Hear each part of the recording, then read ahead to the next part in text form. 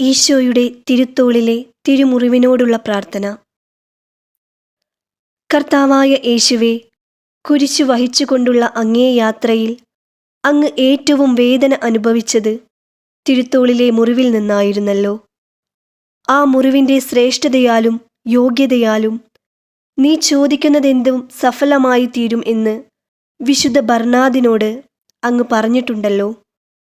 വാഗ്ദാനങ്ങളിൽ അങ്ങ് വിശ്വസ്തനാണെന്ന് ഞാൻ ഉറച്ചു വിശ്വസിക്കുന്നു.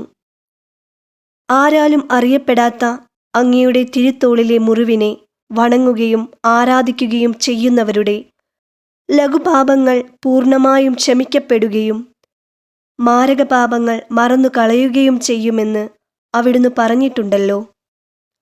ആ വാക്ക് അനുസരിച്ച് ഞാൻ ചോദിക്കുന്ന എൻ്റെ ഈ കാര്യം നിയോഗം പറയുക.